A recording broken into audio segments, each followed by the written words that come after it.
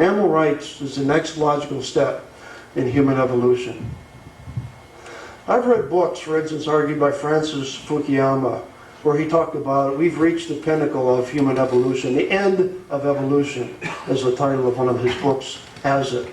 That liberal capitalism is the summit of human creation. That we can go no farther than the pluralist capitalist democracy that we've created. Well, like all so-called progressive humanists, he forgot one thing, and that is that we're still destroying the planet.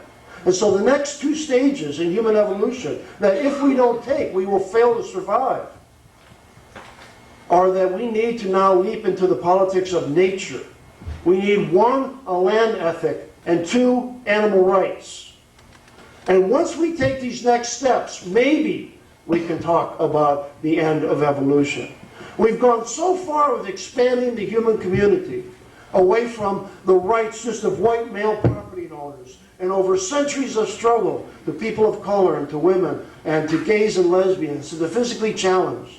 And we've expanded this community. Yes, it's imperfect. Yes, there are lots of struggles to come within the human community. But please don't seal these boundaries within a progressive humanist framework and suffer the illusion of believing that we are at the end of moral evolution, because we've just started. Oh, we've got the next step to take, which is the hardest step, and that is getting outside of our own narrow, selfish species interests and really re-articulating our relationships to the natural world.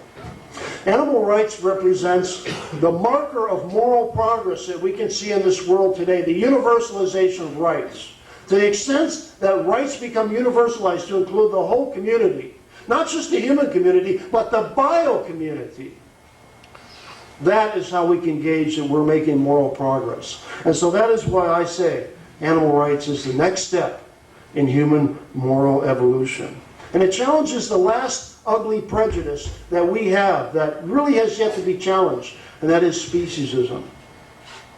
The belief that one species is superior to another species, to all other species, because of their species reality or species nature alone. And that gives them the right to discriminate or use against or use other species as they see fit.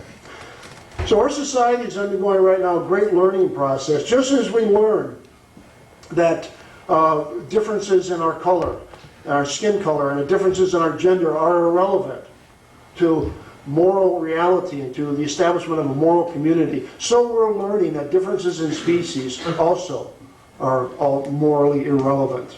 And I make a distinction between factual differences and what is morally relevant. Obviously there are differences between human and non-human animals, but they're irrelevant. Just as all the differences amongst people here in this room are irrelevant to who has rights and who doesn't. The differences between human and non-human animals are irrelevant to the fact that they do have fundamental rights. So our similarities with the animals are much more important than our differences. And our similarities say that, number one, we are all sentient. And beyond that, number two, we are all subjects of a life. We have complex social and psychological characteristics. We are subjects of a life. And that's what unites us, and that's all that really matters.